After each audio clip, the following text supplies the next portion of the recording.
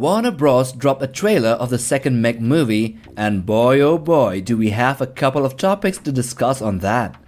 So firstly, here in this video we will discuss about the size estimation of the Megalodon in this second movie, how many were there, how big were all of them, and their sizes in comparison to the first one, and other sea monsters from movies including kaijus.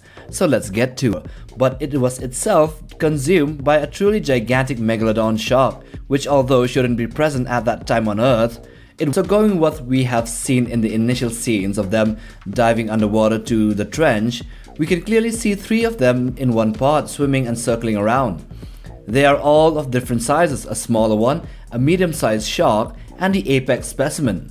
And judging by what the characters said, that it was the biggest Meg that anyone has ever seen, confirms that the largest of the three was even larger than the shark seen in the first movie. Then, by inferring that this one was the size of the shark that killed the T-Rex, we can come to a close estimate of it by assessing the size of the prehistoric one. And with it as a reference point, we can assess the other two as well. The T-Rex in the trailer, at least its size, for all intents and purposes, will be assumed as being one of the largest individuals of its species, referring to the biggest discovered fossilized specimen, which is named Scotty. I would say that the T-Rex was probably around 13 meters or 43 feet long.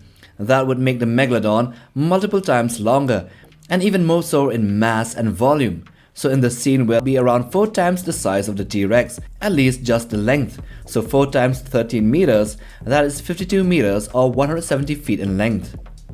That was the prehistoric specimen, just to be clear.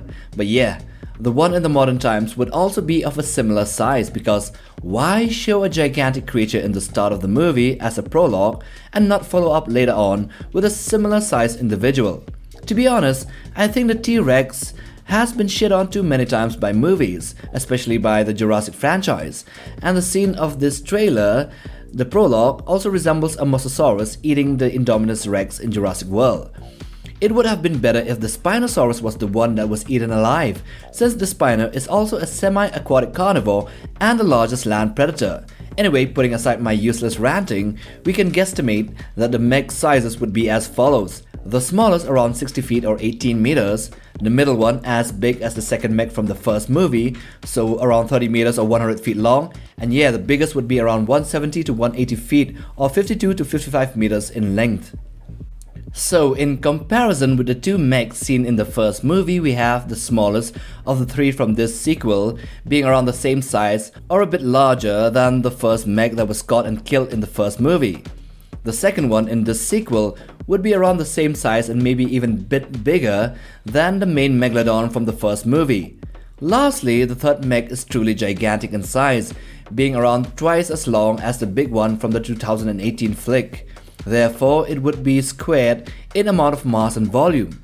This one and the prehistoric individual can be officially classified as small-scale kaijus, therefore belonging to a list of the largest underwater monsters, at least underwater movie monsters, of all time.